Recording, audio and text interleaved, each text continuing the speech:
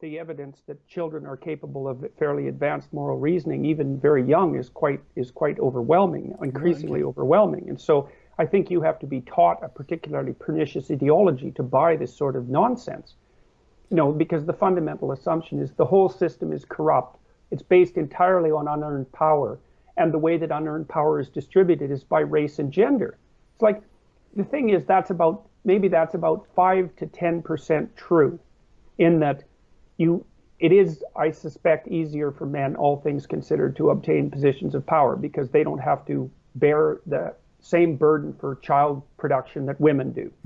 And there are historical reasons why being Caucasian in a mostly Caucasian society is advantageous, because you're a more familiar entity, although that is transforming so utterly rapidly. I mean, 40% of the entrepreneurs in the United States are Indian. And the Asians in North America are just going great guns. And so these things are transforming as fast as anybody could possibly hope for them to transform. And a lot of that's just pure economics, is that even if you buy the radical left ideology and say that those who are engaged in capitalism are doing it for no other reason than greed, the greed is going to force people to hire the most competent people as rapidly as possible. And since greed supersedes everything, at least from that particular perspective, you can trust it at least. Yeah, So, it's one of those wonderful logical proofs about the discrimination against women in the workplace. If you could hire women at three quarters the cost of a man, why would anyone ever hire a man? well, that's exactly what's happened. That is what's happened. Their wages among the working class in particular have been flat since 1975. And the reason for that is that women work more cheaply and people hire them like mad. Do they? And so what's happened is that because the labor force has doubled since 1973, roughly speaking, wages have remained flat. And women are suppressing wages because they'll work part-time and they'll work for less. And part of the reason for that is that they're more agreeable, and they're not as good at fighting for higher wages. The data on that's quite clear. Oh, that's a that common agreeable, feminist complaint. One of the main things. I mean, the CEO of Reddit was a woman called Ellen Powell at one point. I think she's left now, but she wanted to ban negotiations for salary during a job hiring process on the basis that women tend to be less aggressive when they negotiate. And so, okay, but that's just characteristic of exactly everything I find abhorrent about social justice and this whole thought process. I'm going to tear down other people because some people aren't as good. I'm sorry, if someone's good at negotiating, they deserve to get a little bit more because they put the effort in. They use their skills to advance themselves within the system, within the rules of the system. This is fair. Everyone should be trying to do that. And I'm saying that from the position of someone who's a terrible negotiator. And I don't think I've ever negotiated anything in my life when it comes to that. Well, but I don't well, think the thing that I is, should tear other people down. It's not a gender phenomena, actually. It's a personality phenomena. Yes. And like more agreeable men also have more difficulty negotiating. Now they have some advantages, is that it's easier for them to work in teams. They're better at things like customer service. They're somewhat better at managing interpersonal relationships because they're nicer. But the disagreeable types have their advantages. And one of the things we know, for example, is that disagreeable individuals make better managers because they're not easily taken advantage of and they can make tough decisions. And so, there are all sorts of factors that go into determining someone's pay, for example, and negotiating ability is one of them. It's not the biggest one by any stretch of the imagination, because conscientiousness and intelligence are much better predictors of salary than agreeableness, but agreeableness plays a role. And we won't be able to understand these things until we can actually take a real cold look at them without having to worry about whether our findings justify the gender is only a social construct argument, and the a priori assumption that everyone's exactly the same except for how culture shapes them differently. I mean, if you look at women-run small businesses, for example, they also make far less money than male-run small businesses. And you might think, well, that's a consequence of prejudice, but it's not. It's a consequence of the fact that many women who have children run small part-time businesses on the side to make some money. It's not their primary focus. And so the truth of the matter is that women will work for less very frequently for situational and temperamental reasons. And because of that, they are in fact outcompeting men. That's actually happening. But the net consequence of that is that wage levels are being driven down rapidly. And so it's not a good thing. It's not a good thing for women, because it means that the men that they're competing with can't make enough money to help support them if they want to have a child. Yeah, These are things that have to be taken seriously. Well, one thing I find interesting is the opposite end of that scale as well. You see many articles in the sort of female sections of newspapers, you know, the areas I'm talking about, where occasionally, and honestly, I used to see these articles on like a weekly basis, where it would be a woman saying something like, I'm a CEO of a company, I've had a fabulous career, but I can't find a man who'll marry me. And or conversely, I can't find a man I want to marry. And I'm just sat there looking, thinking, well, you're competing with the men. And so I think they've still got the mindset that they need to somehow marry someone who is their superior. But, there's no doubt. There's no doubt about that. That mindset exists worldwide, even in the most gender equal societies. So, women prefer men who are about 4 to 5 years older than them, and they marry across and up dominance hierarchies. So, there's the evidence for this with regards to IQ is quite clear. As a woman's IQ increases, the probability that she'll be married decreases. And the reason for that is that she's looking. You imagine a very accomplished woman. I've known many extremely accomplished women. Okay, so the women I'm talking about, and I've known, I would say, several dozen of them because of the work I do in consulting. Yeah. Most of the women I've known who are like this are lawyers, but many of them are businessmen or partners in consulting firms or professors for that matter. So these women are often, say they're about 29 to 30, something in that range. Hey? Yeah. They're very attractive. They're very well put together. They're very physically fit. They're extremely conscientious. They're very, very career focused and driven. And they're extraordinarily intelligent. Well, they intimidate every man who comes near them. I can imagine. And it isn't because they're acting in an intimidating manner, although they do. It's also because men tend to mate across and down dominance hierarchies. And there just aren't that many men who are attractive, 30, very career-focused, very conscientious, very well put together physically, very intelligent, and earning a very high salary. Like the number of guys like that who are also unattached. Like there aren't any guys like that. Yeah, and I mean. So and then, you add one more dimension to that, which is that a 29 to 30-year-old woman, say, brings a problem to the table that a 23 to 25-year-old woman does not bring to the table, which is that she wants to have a child tomorrow, whereas a 25-year-old woman wants to have a child sometime in the next 5 years. And so unless the guy that she's looking for, this 29-year-old woman, is like ready to go at the drop of a hat, then it's easier for him to just pick a younger woman who is also not as intimidating. And so this happens all the time. And I mean, there's no place to lay blame. It's just how it is. I mean, I understand why these women are doing what they're doing. No woman wants to find a man she has to support. And the reason for that is because she's actually looking for support because she wants to have children. And that's perfectly reasonable. But there are circumstances under which that radically reduces the domain of choice that's left for certain women. Yeah, I think it's very admirable if you're an intelligent person, you're doing very well, you keep yourself very fit and attractive and healthy, you cultivate a lifestyle of excellence. That's a very admirable thing.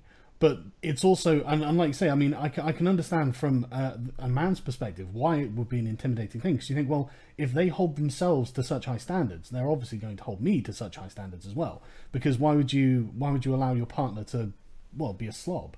When you put so much work in, I can't see a good reason why anyone would do that. And so, yeah, there are so many factors just slowly reducing the number of potential mates for a person like that, aren't there? Well, exactly. Well, and the thing is, women also underestimate the degree to which men are terrified by women. Yeah. And it's because men's experience, generally speaking, is, although it's changed to some degree in recent years, is that the most probable answer to the question, will you give me your phone number, is, are you kidding? Yeah. Right. Exactly. So the probability of rejection is very, very high. And these women that that have all these things going for them are also terrifying targets for rejection. And men also assume that, well, they must be flooded with requests, and they don't even bother, you know. And then the age thing also kicks in hard. And this is one of the things that makes women's lives particularly complicated, in my estimation, is that they have to solve all the complicated problems of life in the time from the age of 20 to the age of 35, and men just don't have to do that. So the pressure isn't there for men. And so as women move towards their 30s, the power relationship between men and women also starts to transform, because I mean, there's almost nothing less valued than a young man, but that starts to change as men move towards their 30s if they're successful, whereas there's almost nothing more valued than a young woman. But that changes as women move towards their 30s. So these are biological facts that make the mating situation, let's say, extraordinarily complicated and also quite tragic and even catastrophic. But there's no easy solution on the horizon. It's not like anybody knows what to do about it. No, I wouldn't think it's going away. I mean, I've seen so much that's on the sort of the end of this sort of line of events, where I mean, like from so many different places. Like there was I can't remember the name of the female actress, but she was, I don't know, 50 something, and she was in a newspaper being interviewed, and she was complaining that male actors tend to, when they get older, they cultivate gravitas. People respect them because they're old and they're grey. Whereas with older women, people aren't interested. And it's one of those things. Well, if you look back at your career, you made a lot of your success came from your looks, you know, and you flaunted that. You used makeup, you wore low cut tops, and you did photo shoots, and you know, you appeared in a few racy movies to get yourself noticed and things like this. And it's like, well, yeah, I mean, you were taking advantage of a natural gift that you had, and that has gone because of the passage of time. A man never had that option, so he had to explore other ways to try and make himself be noticed. And so it's not surprising that after cultivating his personality, because he couldn't cultivate his physical looks in the same way, you end up with a different result at the end of that. But again, I mean, when you speak to any of these gender ideologues, they would never hear any of this. Whereas anyone who's not part of this ideology knows that it's true, just from their own experience of being a human being. It drives me crazy, you know, how out of touch they are and how much they'll pretend. I mean, it seems like an active pretense to say that, like the whole gender is a social construct. I mean, technically that's true, but you can't say there's no connection to a biological reality there. You know? Well, it's only technically true in a very limited sense, too. I mean, we know there's a very powerful relationship between biological sex and gender identity, in that almost everyone who's biologically a given sex has that gender identity. The exceptions are a tiny, tiny proportion of the population. Yeah. And so there's an extraordinarily tight linkage between the two. Now, that doesn't mean that the way that sex expresses itself in society doesn't vary with social circumstance, because obviously it does.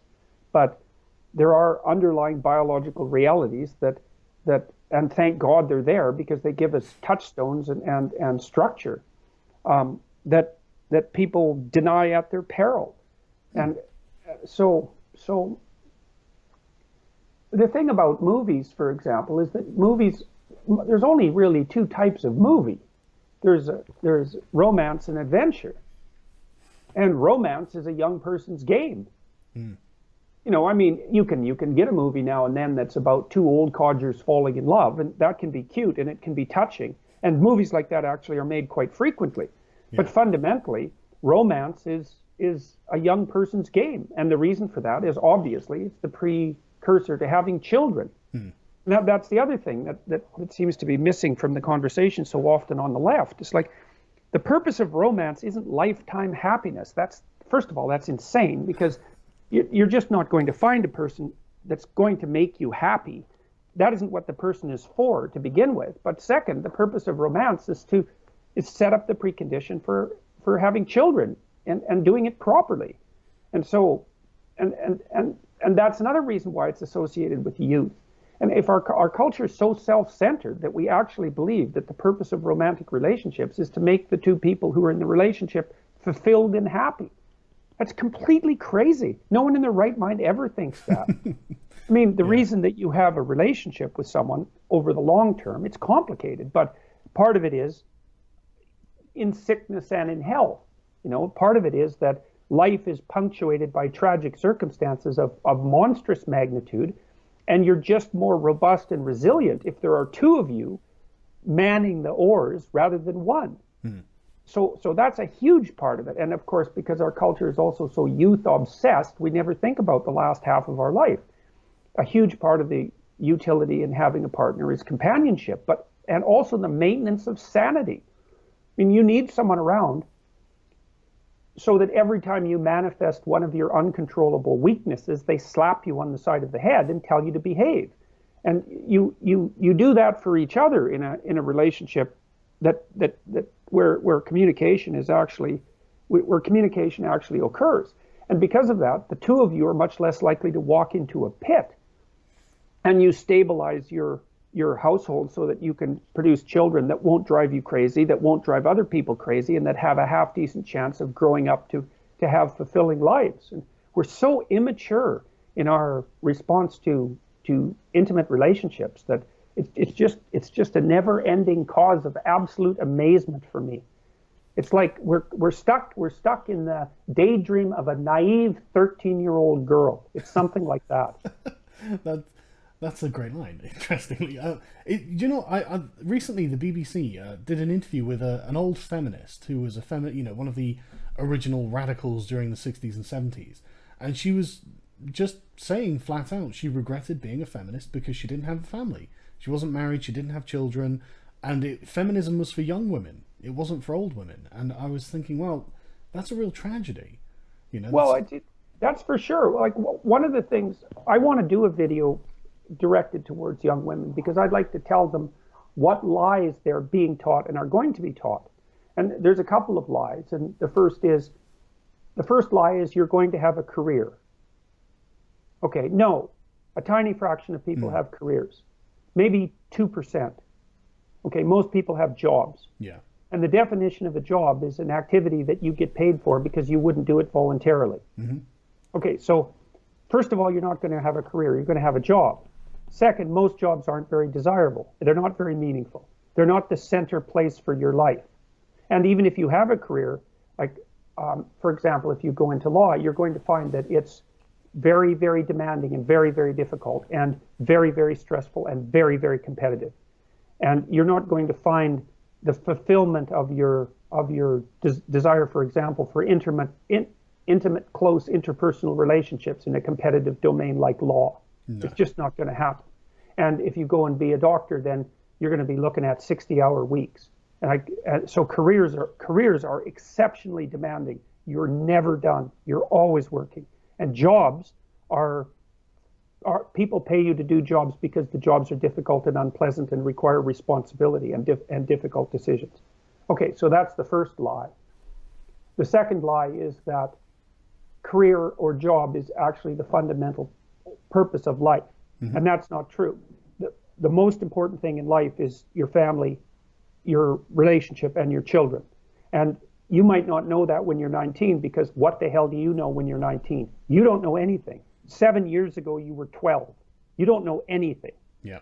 And what you don't understand is that by the time you're 40, if you don't have a family and children, you are one lost soul. Because as you get older, and I mean, I've had a very good career and it's still going just great guns. And I don't expect it to end, unless someone gets particularly irritated with me for another 15 or 20 years. But I can tell you that despite all that, despite the fact that I'm absolutely fascinated by my job and my career, and I'm in a very fortunate position because it's an extraordinarily interesting job. Ever since I had kids, they were the most important thing in my life. And as I get older, that just becomes more and more and more clear. And so Western people, Carl Jung commented about this at one point. He thought that because the fundamental archetypal hero of Western culture was Christ, and Christ died when he was in his early 30s, that we really didn't have a good model for the latter half of life. It's a very interesting kind of idea. But I can say with virtual certainty that if you're not situated with a family in the latter half of your life, you're especially if you also don't have a partner, you're one lonesome, isolated, miserable creature. I imagine and the you don't want to suicide aim rates for for people like that are quite high, aren't they? Yeah. Well, and increasingly, we're going to have a society where there's a tremendous number of isolated old women who have no one. Now, that's partly because men die young too, compared to women. Yeah. You know, but you were talking about this famous feminist who didn't have children. It's like not having children, and you'll wake up when you're 35 if you're not careful, if you're female, and you'll think, oh, I don't have any time left to have kids. And that is not fun. That is not a good realization. And then maybe you'll be on the assisted reproduction carousel for the next 10 years. And believe me, that's like having a near fatal disease. That is not entertaining. Yeah, there are plenty of communities of young men who know exactly what you're talking about there, and they call it the baby rabies. When a woman reaches her mid-30s and suddenly she has to have a baby, and it's something well known by people who are like, in the dating scene and who are dealing with it, and you get all sorts of. I mean, they sound like academic denials of these things, but they never translate into reality. You can always just say, yeah, but it's actually happening as people describe it. So however you've rationalized it must be wrong, even if I can't identify why it's wrong, because it's just not translating into what's actually, being experienced by people on the ground. Well, it's wrong because life in some ways isn't that complicated. There are fundamental, like people think, well, what should I do with my life? Okay, well, the first answer to that is, do what other people have always done, unless you're certain that you're exceptional in some manner. And even if you are, you're probably only exceptional in one direction, not in all. So what do? Well, you get as educated as you can so that you can make yourself useful, so that you have a skill or multiple skills that other people will pay you validly for. And not only because of that, but because you need to contribute to your own maintenance and to the health and survival of the broader community. Okay, so you have to do that. Get your act together. Get yourself a trade or get educated. Then you need a job. Then you need an intimate partner. Then you need a family. It's like, and if you miss any of those, then you're in trouble. Now, you might not think so because you might be cynical about it or prematurely cynical, which is so many young women, you ask them at 19, well, do you want to have children? They think, oh, well, I don't think so. It's like, you don't know what you're talking about. Yeah. And why people have decided that you should be some sort of authority about it is nothing but an index of how pathological our culture has become. You don't know anything. You're a child. You haven't read anything. You haven't accomplished anything. Your parents have taken care of you up to this point. And you can pronounce on something as profound as how society should be constructed. It's absurd. And it's dangerous for the women because they don't understand where they're headed. And other women lie to them. They don't sit the 19-year-olds down and say, look, you should pursue a career. You're smart. You've got something to offer. And society needs your intelligence. But you better look the hell out because women have complicated lives and they also have to have a family. And you're going to struggle like mad to figure out how to balance those two things. And nobody's going to help you.